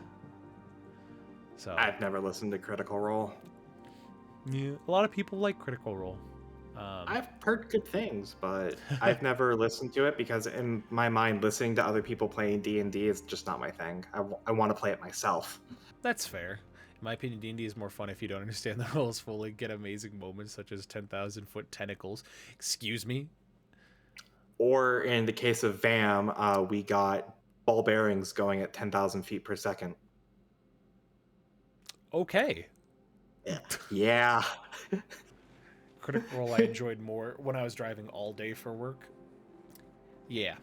That's it. I feel like it's something I can listen to. That'll hopefully pass the time for 8 hours. I'll be able to get through probably 2 episodes a night if I'm lucky. And thankfully there's like 100 episodes or something like that. I don't know. But it's time for us to get to our final 10 questions of the show. Now, these are 10 questions that were created, written, and all that fun stuff by famous writer, actor, director James Lipton that he would often ask his guests at the end of his show inside the actor's studio. Now, these questions have no right or wrong answers. They're just questions for us to see what your responses are. I couldn't watch Critical Role, honestly. The Vox Machina show was amazing. Oh, yeah, that's right. They have that on Amazon. Interesting. So, yeah, there's no right or wrong answers. It's just for us to see what your responses are. So, Crow, are you ready? I will do my best. Alrighty, then. Question number 1. What is your favorite word? Okay, so this isn't the favorite swear word. No. I don't have a favorite word, honestly. What is a word you really like, then? Like, you like to use? Oh god, what do I like to use? Cookie? I do like cookies. Cookie's a fun word to say. Cookie? We'll go with cookie. Well, cookies are good. I can barely do an hour-long podcast without getting like 12 phone calls. Well, thankfully, this isn't a podcast. This is a talk show, so you shouldn't get 12 phone calls. Anyway, I mean, yeah, this is not. Just know this isn't a podcast. This is a talk show. What is your least favorite word? I don't like moist. A lot of people don't like moist. It doesn't sound right. Not the collection of consonants. Yeah. I don't typically work when this happens. Oh, I see. Well, I mean, if the VOD ends up being on a different, like, happens to be on a different day and an earlier time, hopefully it doesn't get in the way. I also don't like words with a lot of TH sounds because I struggle to pronounce them. Honestly, same. Wow, Finch. Everybody, 07s for Finch, just lost all of their money. Where was it?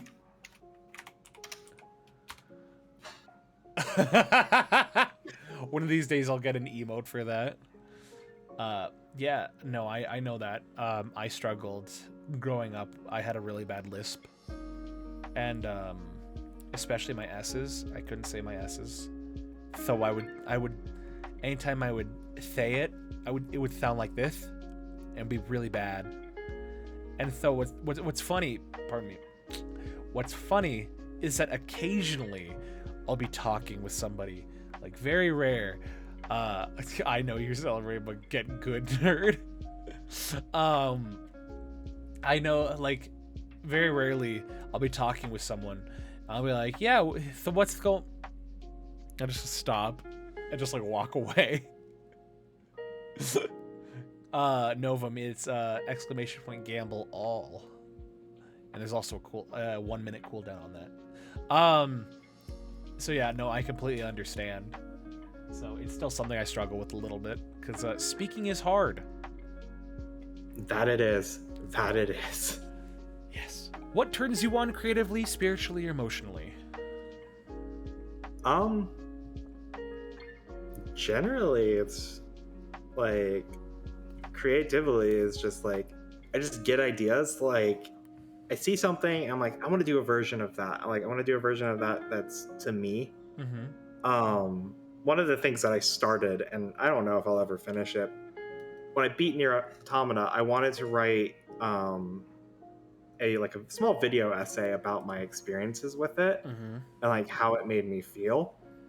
Yeah. And so it's just like basically the things that generally just turn me on are generally just my own experiences and seeing things and wanting to do something like that. That's awesome. I think we all need to have things that we have an outlet for our interests of.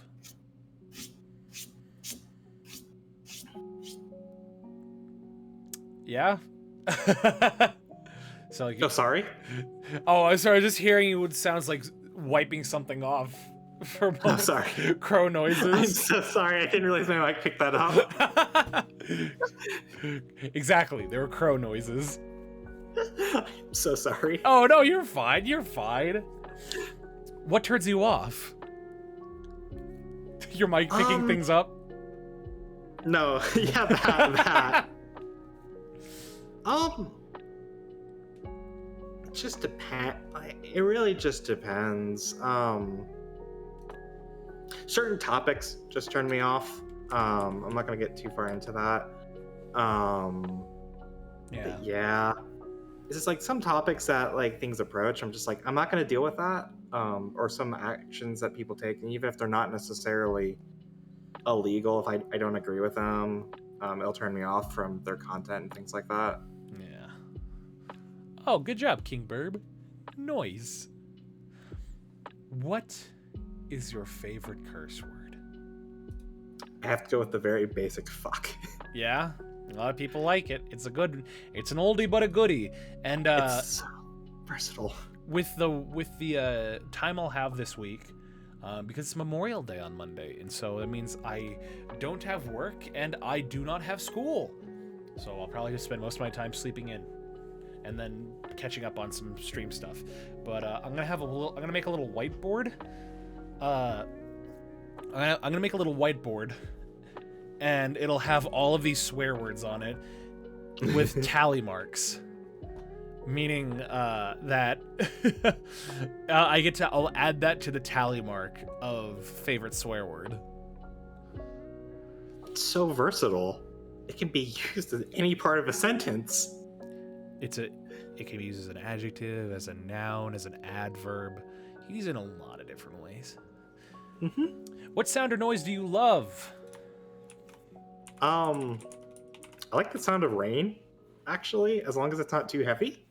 I freaking love the sound of rain. Like, I remember one time I was sitting in my car, and it was like at night, and I was waiting to go into a building, but I was early, and so it started raining, and I just kind of sat there, just sat in my car.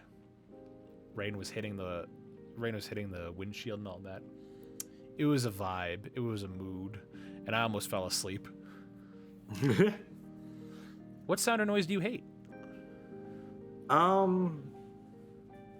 mean, the classic nail on chalkboard, but you don't deal with that anymore. I hate really loud noises that are sudden. Ooh, like a metal pipe? No, like that's fine. Like I know there's a metal pipe redeem. There is. I don't hear it anymore. Ever since I swapped to OBS, I don't hear it anymore. So only you guys hear it. However, I hear the sound of the Dr. Pepper's throwing at me. I really do hate just sudden loud noises. Yeah, no, I get it. Something I remember that I hate. Man, Novum got killed. Oh no. 07 for Novum. Hold on, I can't hear anything. Ah, yes, 07s. Smoked. Zonked, if you will.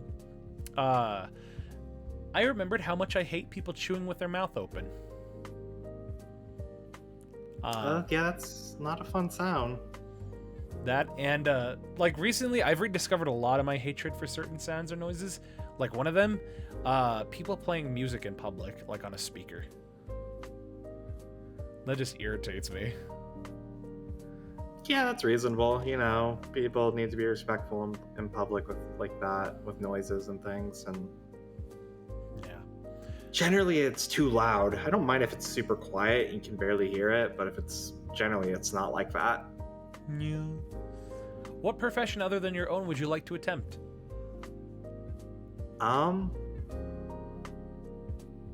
Honestly, I know I do this as a hobby, but like doing this as a profession would be really nice. It would be fun. I do it as a hobby though, but yeah, like this as a profession, I would really like to do that. Yeah, be a lot of fun. What profession would you not like to do? I don't ever want to do construction work, and not because I just can't do the work. Oh. Like my body just does not like to cooperate. Let's put it that way. I get it. It's hard. Like, my body is equipped to be able to do manual labor. I don't like manual labor. A lot of people don't. And I'm thankful for the people that do, like, are okay and, you know, enjoy working those kinds of jobs. But it's not for me. Exactly. Like, if people can do it, like, I have nothing but respect for them. I just know I can't do it because, like, I can barely drive like 4 hours because my knee starts feeling like it want to explode. Oh, yeah. What did the ceiling again? A bird is being interviewed. We can't chance killing their fellows. Ah, yes, we can't kill Finch. No, we have a crow and then a finch in chat. All right, our very last question. If heaven exists, what would you like to hear God say when you arrive at the pearly gates? Just that I did enough. You know, it comes down to I just want to feel like what I did was enough. That's a very common and I think still a very powerful one. Because I feel like that's just all anybody ever wants, is just to know that they matter and that they are good enough. Yeah. Which you guys in chat should know. You matter, you are good enough, and that's why I give you Dr. Peppers to throw, because I wouldn't trust anybody else with it. Only you guys in chat. But don't go throw around Dr. Peppers at, like, actual people, because that's a crime. That's assault. Don't do that. So, but yeah, those are our 10 questions, and we are officially at the end of our show. Is there anything else you'd like to say before we wrap things up? Thank you for having me on here. Ever since I actually like watched Bam's interview with you, which is how I found you, and doing that, like, and I think I just started streaming at the time. I was just like, one of my goals is I actually wanted to be on here one day. Heck yeah. And so I'm still kind of in disbelief that I am. Don't be. It's the pleasure is mine that I get to have such wonderful guests, and like, thankfully it's not hard to choose to be on this. Like, unless I was a much bigger individual, even then I'd make the time for people who'd want to be on here. Because, you know, this is for the little guy. You know, people have interviewed Iron Mouse, people have interviewed, you know, like you know, Garger, maybe somebody like, you know, these bigger name profile people, you know, they've been interviewed a lot. We don't get to interview smaller content creators. So it's always, like I said, the pleasure is mine. So with that in mind, why don't I ask my second or last and in my important every time I just mess this up. I'll ask my last and in my opinion my most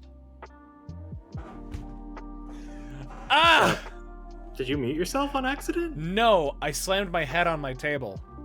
Oh, are you okay? Oh no, I'm fine. I slammed it there on purpose because I can't seem to get this. Let me ask my last and in my opinion our second most important question. And that is, who shall we raid? preferably somebody who we haven't rated yet. So while you get that, once you get that answer, just put it in the chat for everyone to see. And while you do that, I will address the chat. So guys, thank you so much for joining me on this episode of the VOD. This was a really fun episode. Like, I am so happy I was able to do this. You know, I've been able to interact with Crow, I think, like 2 times before this, and it was so much fun. And hopefully this won't be the last time we interact. Like, if you ever want to collab or do anything like that, you know, I am more than okay with that. You know, freaking, I want to keep playing golf with your friends with a bunch of different people, because it always brings out like the worst in people. So, oh, thank you for following, King Burb. I appreciate that. So this is what the VOD is. Yeah, this is my baby. This is the show I love to put the most time into. Like, I could not stream any gaming content. If I ever got big enough, I would love to do this full time, where I do this show and I talk to people. So this is my baby, and I love it. So that first message is for our wonderful subscribers, and the one below it is for our wonderful followers. So if you're not following, I can... Oh, this thing in my eye. Oh, there we go. If you're not following, I highly encourage you guys to follow, because you'll get access to these wonderfully free emotes that you can use here on my streams. Not only that, you also just can help support me. On a side note, we have a Discord. Join the Discord. The Discord's full of wonderful people and wonderfully fun times that, you know, things you can talk to me, you can talk to my previous guests, and take part in our community events. Not only that, if you're not following Crow, please go support Crow here. Wonderful content creator. Shout out. There it is. So please go support our wonderful Crow here. And yeah, we should have the VOD next week. Everything will be as normal as it is. So, and I should be doing my streams Tuesday, Wednesday, Thursday, and then Friday, Saturday. So with that in mind, why don't we raid out? Normally, I would hang out with you guys after. I'm going to pass out because I gotta work my job after this, and I am very tired. However, I'll make up for it by seeing about hanging out with you guys tomorrow in the server. So again, join the server. That way we can hang out and chat. I wouldn't mind playing golf with your friends with chat. So anywho, I will see you guys tomorrow in the server. And if not, I will see you Tuesday as we continue playing through Danganronpa. No, you know them. Anywho, I will see you guys later. Bye-bye. Where's my thing? There is it. You're the first person, Crow, that didn't say goodbye. Oh, I completely blanked. And Sorry. I only say it like that because when I say goodbye, I always have a habit of cutting people off. So, no, everyone, I just blanked. Oh my goodness. All right, everybody, goodbye. Bye-bye.